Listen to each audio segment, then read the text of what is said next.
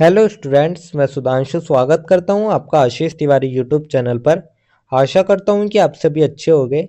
मैं इस चैनल के माध्यम से आप सभी के लिए लेकर आया हूं एक वीडियो लेक्चर सीरीज जो बेस आपके बीए प्रोग्राम के फर्स्ट सेमेस्टर की भारत का इतिहास प्रारंभिक काल से 300 सीई तक, history of India from earliest times up to 13 CE, जो कि आपका एक इम्पोर्टेंट सब्जेक्ट है और ये आपका discipline specific course DSC first minor paper का सब्जेक्ट है।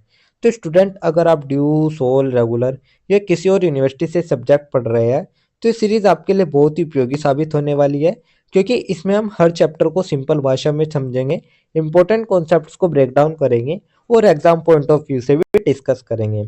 तो स्टूडेंट, अगर आप DU, SOL, regular, NCWEB and other किसी के भी सब्जेक्ट को समझना चाहते हैं आसानी से, तो चैनल को सब्सक्राइब जरूर कर लीजिएगा, वीडियो को लाइक कर लीजिएगा और अपने दोस्तों के साथ शेयर करना ना भूलें। एंड सोल से रिलेटेड डेली अपडेट्स के लिए आप सभी हमारा व्हाट्सअप चैनल फॉलो कर लीजिएगा। तो चलिए शुरू करते हैं history of India from earliest times up to 13 C subject के सिलेबस से। तो सबसे पहले हम इस सब्जेक्ट का सिलेबस देख लेते हैं। सिलेबस में हम देखेंगे इसमें हमारी टोटल 8 यूनिट रहने वाली है। तो इस सब्जेक्ट में हमारी टोटल 8 यूनिट रहने वाली है, जिनको मैं आपको एक एक करके एक बार इंट्रोडक्शन करा देता हूँ। तो सबसे पहली जो हमारी यूनिट रहने वाली है वो हमारी यूनिट नंबर फर्स्ट रहने वाली है, जिसमें हम बात करेंगे प्रारंभिक भारतीय इतिहास की व्याख्या करने के लिए स्रोत। तो जो हमारा प्रारंभिक भारतीय इतिहास रहा है उसकी व्याख्या, उसके बारे में हमें जानकारी किस तरीके से मिलती है, किन किन माध्यमों से, किन किन स्रोतों से हमें जानकारी मिलती है, उस सभी के बारे में हम हमारे यूनिट नंबर फर्स्ट में डिस्कस करेंगे। यूनिट नंबर फर्स्ट कंप्लीट करने के बाद हम हमारी स्टार्ट करेंगे सेकंड यूनिट, और सेकंड यूनिट में हम बात करेंगे प्रागैतिहासिक संस्कृतियों का सर्वेक्षण, पूरा पाषाण, मध्य पाषाण और नवपाषाण। तो जो हमारी पहले की संस्कृति रही है, जो हमारी प्रागैतिहासिक संस्कृति रही है, उनके बारे में हम डिस्कस करेंगे, जैसे कि हमारी पूरा पाषाण हो गई, मध्य पाषाण हो गई और उसके बाद नव पाषाण हो गई। तो इन तीनों के बारे में ही हम हमारी यूनिट नंबर सेकंड में डिस्कस करेंगे। यूनिट नंबर सेकंड कंप्लीट करने के बाद हम हमारी स्टार्ट करेंगे हमारी थर्ड यूनिट, जिसमें हम बात करेंगे हड़प्पा सभ्यता, प्रारंभिक शहरीकरण, नगर नियोजन, अर्थव्यवस्था, सांस्कृतिक पैटर्न एवं पतन। तो एक तरीके से जो हमारी प्रथम सभ्यता है, जो हमारे हड़प्पर सिविलाइजेशन है, यानी कि जो हमारी हड़प्पा सभ्यता है, उसमें प्रारंभिक शहरीकरण किस तरीके से हुआ, नगर नियोजन किस तरीके का था, अर्थव्यवस्था में क्या क्या चलता था, सांस्कृतिक पैटर्न किस प्रकार था और हड़प्पा सभ्यता का पतन किस तरीके से हुआ, इन सभी के बारे में हम हमारे यूनिट नंबर थर्ड में डिस्कस करेंगे। यूनिट नंबर थर्ड कंप्लीट करने के बाद हम हमारी स्टार्ट करेंगे फोर्थ यूनिट। फोर्थ यूनिट में हम बात करेंगे वैदिक और महापाषाण संस्कृतियाँ, एक अवलोकन। तो जो हमारी हड़प्पा के बाद की जो अनेक संस्कृतियाँ, जैसे कि वैदिक और महापाषाण संस्कृति हो गई, उन सभी के बारे में हम हमारी यूनिट नंबर 4 में डिस्कस करेंगे। यूनिट नंबर 4 कंप्लीट करने के साथ ही हम हमारी नेक्स्ट यूनिट स्टार्ट करेंगे, यूनिट नंबर 5। यूनिट नंबर 5 में हम बात करेंगे द्वितीय शहरीकरण, भौतिक और सामाजिक परिवर्तन, बौद्ध धर्म और जैन धर्म। तो यूनिट नंबर 5 में हम बात करेंगे जो हमारा द्वितीय शहरीकरण है वो किस तरीके से हुआ और क्या क्या भौतिक और सामाजिक परिवर्तन हुए, और जो हमारे दो प्रमुख संप्रदाय, ये जो दो प्रमुख धर्म भी बोल सकते हैं इनको आप, बौद्ध धर्म और जैन धर्म, उनका उदय किस तरीके से हुआ, उनका प्रसार किस तरीके से हुआ, उसके बारे में हम यूनिट नंबर 5 में डिस्कस करेंगे। यूनिट नंबर 5 कंप्लीट करने के बाद हम हमारी स्टार्ट करेंगे next unit, unit number 6। Unit number 6 में हम डिस्कस करेंगे मौर्य साम्राज्य, प्रशासन, अर्थव्यवस्था, अशोक का धम्म, स्तंभ और शिलालेख। तो जो भी हमारा कंप्लीट मौर्य साम्राज्य है, मौर्य साम्राज्य का प्रशासन कैसा था, वहाँ की अर्थव्यवस्था कैसी थी, अशोक का धम्म हमें क्या संदेश देता है, अशोक के स्तंभ और शिलालेख हमें क्या संदेश देते हैं, या किस तरीके से वे स्थापित किए, किन उद्देश्यों के ये स्थापित किए गए, उन सभी के बारे में हम हमारे यूनिट नंबर 6 में डिस्कस करेंगे। यूनिट नंबर 6 कंप्लीट करने के बाद हम हमारी स्टार्ट करेंगे सेवन्थ यूनिट। सेवन्थ यूनिट में हम बात करेंगे प्रारंभिक तमिकलम संगम साहित्य, राजनीतिक, अर्थव्यवस्था और समाज का सर्वेक्षण। तो जो हमारी प्रारंभिक तमिल कम संगम साहित्य है उसके बारे में हम डिस्कस करेंगे, उस समय की राजनीति, उस समय की अर्थव्यवस्था और उस समय के समाज के बारे में हम यूनिट नंबर 7 में डिस्कस करेंगे। यूनिट नंबर 7 कंप्लीट करने के साथ ही हम हमारी लास्ट यूनिट स्टार्ट करेंगे, जो कि हमारी रहने वाली है यूनिट नंबर 8। और यूनिट नंबर 8 में हम बात करेंगे मौर्योत्तर काल, राजनीति, अर्थव्यवस्था, समाज और सांस्कृतिक सातवान और कुषाण के लिए विशेष संदर्भ के बारे में। तो जो हमारा मौर्योत्तर काल है उस समय की राजनीति कैसी थी, उस समय की अर्थव्यवस्था कैसी थी, उस समय का समाज कैसा था, उस समय की जो संस्कृति थी वो कैसी थी, और जो सातवाहन और कुषाण है उन सभी के बारे में हम यूनिट नंबर 8 में कंप्लीट डिस्कस करेंगे। तो यूनिट नंबर 8 कंप्लीट करने के साथ ही जो हमारा history of India from earliest times up to 300 CE subject है उसका सिलेबस कंप्लीट हो जाएगा, क्योंकि इसमें हमारे टोटल 8 यूनिट रहने वाली है। तो चलिए अब एक एक करके अब हम हमारी यूनिट नंबर फर्स्ट से स्टार्ट कर लेते हैं। मैं आपका स्वागत करता हूं बीए प्रोग्राम के फर्स्ट सेमेस्टर के history of India from earliest times up to 300 CE subject के यूनिट नंबर फर्स्ट के इस वीडियो लेक्चर में, जिसमें हम बात करेंगे प्रारंभिक भारतीय इतिहास की व्याख्या करने के लिए स्रोत के बारे में। तो स्टूडेंट, क्या आपने कभी सोचा है कि हम हजारों साल पहले के भारत में कैसे जानते हैं? न तो उस समय कैमरे थे, न ही कोई अखबार था, फिर भी हम जानते हैं कि उस दौर में लोग क्या खाते थे, कैसे रहते थे और किन देवताओं की पूजा करते थे। तो स्टूडेंट, चलिए आज हम एक ऐसी यात्रा पर निकलते हैं जहां हम समझेंगे कि जो प्राचीन भारतीय इतिहास है उसको जानने के लिए कौन कौन से स्रोत या कौन कौन से पुरातत्व हमारे पास पाए जाते हैं। तो चलिए इस चैप्टर की जो हम शुरुआत कर लेते हैं वो हम सबसे पहले कर लेते हैं प्राचीन भारतीय इतिहास के स्रोत से। तो सबसे पहले हम बात करेंगे प्राचीन भारतीय इतिहास के स्रोत के। तो इतिहास को जानने के लिए हमें प्रमाण चाहिए। प्राचीन भारत का इतिहास जानने के दो मुख्य साधन हैं। तो स्टूडेंट, दो हमारे पास ऐसे प्रमाण होते हैं, ये दो ऐसे तरीके होते हैं जिनसे हम जो हमारे इतिहास में घटित घटनाएं हैं उनके बारे में पता कर सकते हैं कि उस समय क्या होता था, क्या नहीं होता था। तो जो ये दो मुख्य साधन है, इसमें हमारा सबसे पहला आता है साहित्यिक स्रोत, जिसे हम लिखित प्रमाण भी कहते हैं। साहित्यिक स्रोत यानी कि लिखित प्रमाण। तो स्टूडेंट, आप एक कल्पना कीजिएगा, एक ऋषि अपने शिष्य को अग्नि के सामने वेद मंत्र सुना रहा है। हजारों साल बाद वेद हमारे इतिहास का खजाना बन जाता है।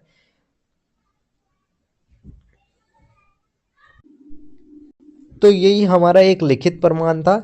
दूसरा हमारे यहाँ पुरातात्विक स्रोत, जिसमें कि भौतिक भूवैज्ञानिक प्रमाण मिलते हैं, जैसे कि कोई बर्तन मिल गया, कोई मिट्टी के हमें बर्तन मिल गए, या कोई धातु मिल गई, कोई औजार मिल गया, ये हमारे पुरातात्विक स्रोत होते हैं। तो ये तो हमारा प्राचीन भारतीय इतिहास के स्रोत हो गए। इसके बाद जो हमारा नेक्स्ट टॉपिक आता है वो हमारा एक परिचय का आता है। तो अब हम बात कर लेते हैं एक परिचय के बारे में। परिचय में हम बात करेंगे इतिहास अतीत की घटना और जीवन शैली की व्याख्या करता है। भारत का प्राचीन इतिहास विशाल है और इसमें कई सभ्यताएं, संस्कृति और राजनीतिक परिवर्तन हुए हैं।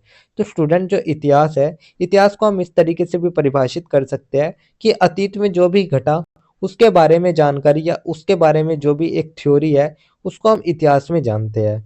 तो जो भारत का इतिहास है वो हमारा बहुत ही पुराना और बहुत ही सबसे बड़ा लंबा इतिहास माना जाता है, जिसमें कई प्रकार की सभ्यताएं आई, कई प्रकार की संस्कृति आई और बहुत सारे राजनीतिक परिवर्तन भी हुए। तो इसे समझने के लिए हमें लिखित ग्रंथों और भौतिक अवशेषों का अध्ययन करना होता है। तो अगर हमें इतिहास को समझना है तो हमें दोनों ही तरीके के जो साक्ष्य है उनका इस्तेमाल करना होता है, जो कि हमारे लिखित ग्रंथ होते हैं या हमारे भौतिक अवशेष होते हैं। तो स्टूडेंट, ये तो हमारा एक छोटा सा परिचय हो गया। परिचय के बाद जो हमारा नेक्स्ट टॉपिक आता है वो हमारा आता है साहित्यिक स्रोत का। तो अब हम बात कर लेते हैं साहित्यिक स्रोत के बारे में।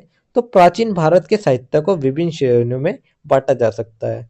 तो स्टूडेंट, जो हमारा प्राचीन भारत के इतिहास का जो साहित्य है उसको हम विभिन्न श्रेणियों में बांटते हैं। पहला जो आता है वो हमारा धार्मिक साहित्य आता है। तो धार्मिक साहित्य में वैदिक साहित्य, ऋग्वेद, सामवेद, यजुर्वेद, अर्थवेद, समाज, धर्म और जीवन का विवरण।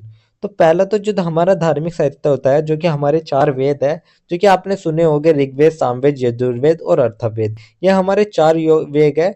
तो ये जो हमारे चार वेद है ये हमें बताते हैं कि उस समय का समाज कैसा था, उस समय का धर्म कैसा था और उस समय की जीवन शैली कैसी थी।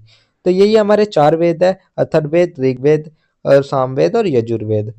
सेकंड हमारा आता है उपनिषद, ब्राह्मण, आरण्यक, दर्शन और धार्मिक विचार। तो जो उस समय के उपनिषद, ब्राह्मण ग्रंथ या आरण्यक थे, वे हमें दर्शन और धार्मिक विचार के बारे में बताते हैं कि उस समय के दर्शन और धार्मिक विचार किस प्रकार के थे। थर्ड हमारा आता है रामायण और महाभारत, महाकाव्य, समाज और राजनीति की झलक। तो जो हमारे रामायण और महाभारत है ये सिर्फ एक महाकाव्य नहीं है, बल्कि ये राजनीति, समाज और नैतिकता का एक दर्पण भी हमें प्रस्तुत करते हैं उस समय का। तो यही थे हमारे धार्मिक साहित्य। इसके बाद जो हमारा नेक्स्ट टॉपिक आता है वो हमारा आता है बौद्ध एवं जैन साहित्य। तो अब हम बात कर लेते हैं बौद्ध एवं जैन साहित्य की, जिसमें हमें देखने को मिलता है त्रिपिटक, बौद्ध ग्रंथ, जातक कथाएं।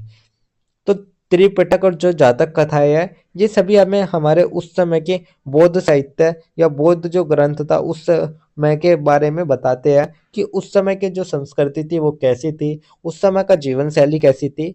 और ये तो हमारे बौद्ध ग्रंथ हो गए। तो अब हम देख लेते हैं जैन के बारे में। तो जैन में जैन आगम जीवन और नैतिक मूल्य का चित्रण करते हैं।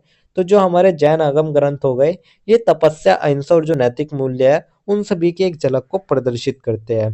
तो ये हमारा बौद्ध एवं जैन साहित्य होगा। थर्ड हमारा आता है धार्मिकेतर साहित्य।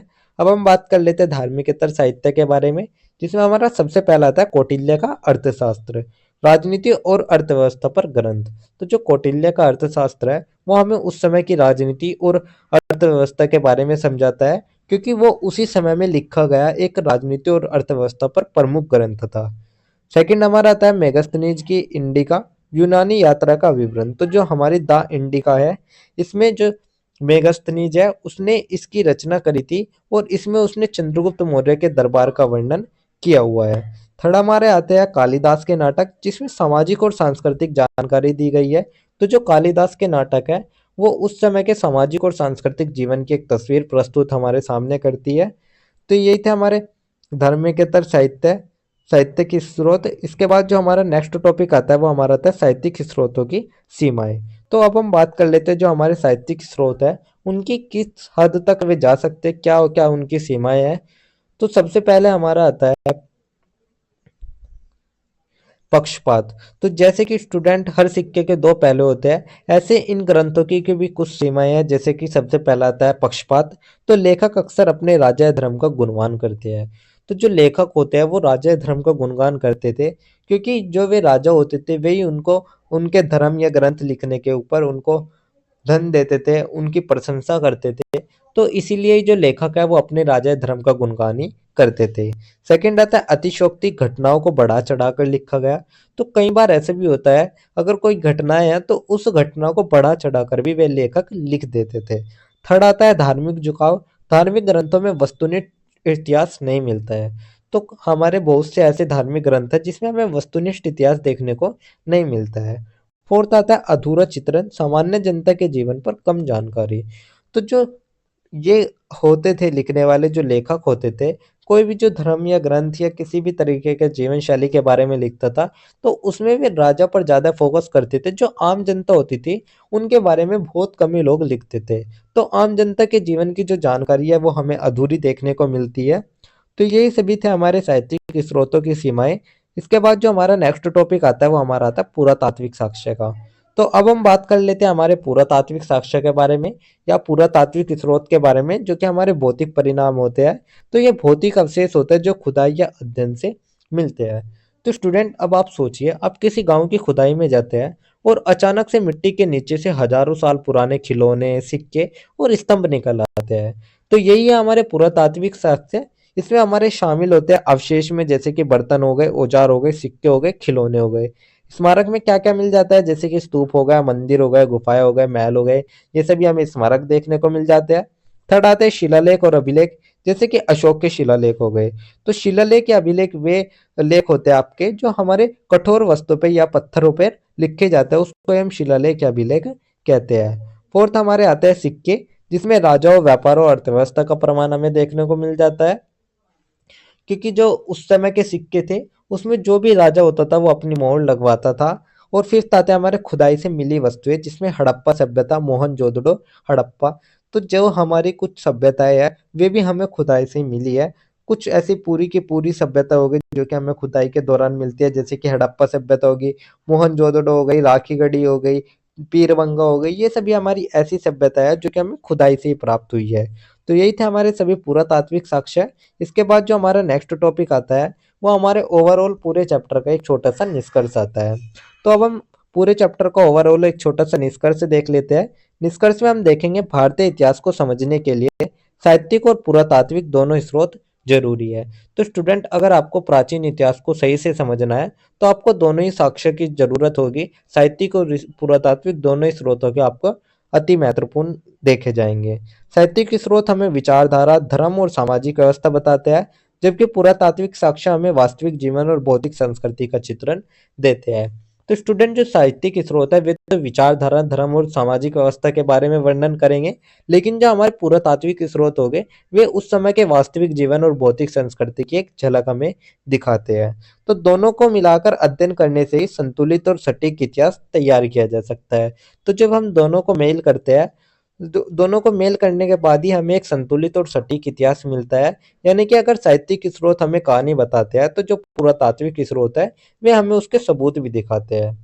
तो स्टूडेंट, यही थे हमारे प्राचीन भारतीय के इतिहास के स्रोत। अब आप जब भी वेदों की कोई कथा सुने या किसी पुराने मंदिर को देखें तो आप याद रखिएगा ये सब हमारे इतिहास की एक गवाही है। तो यही था हमारा एक छोटा सा निष्कर्ष, जिसके साथ हमारी यूनिट नंबर फर्स्ट कंप्लीट होती है। तो यही थी हमारी फर्स्ट यूनिट, जिसके इंपॉर्टेंट टॉपिक्स मैंने आपको शॉर्ट्स में एक्सप्लेन कर दिया है। तो अगर किसी भी स्टूडेंट को ये पीडीएफ या नोट्स चाहिए होंगे तो आप हमारे टेलीग्राम चैनल को ज्वाइन कर लीजिएगा, वहाँ पर आपको ये पीडीएफ या नोट्स मिल जाएंगे। एंड अगर किसी भी स्टूडेंट का किसी भी तरह का कोई भी डाउट या किसी भी तरह की कोई भी क्वेरी होती है तो आप हमारे कमेंट सेक्शन में या हमारे इंस्टा पेज को फॉलो करके भी पूछ सकते हैं। डेली अपडेट्स के लिए आप सभी हमारा व्हाट्सअप चैनल फॉलो कर लीजिएगा। और अगर आपको ये लेक्चर उपयोगी लगा तो वीडियो को लाइक करें, चैनल को सब्सक्राइब करें और अगले अध्याय के लिए तैयार रहिएगा, जहां हम बात करेंगे हमारी सेकंड यूनिट के बारे में। तो आप सभी का बहुत बहुत धन्यवाद। आपका दिन शुभ रहे।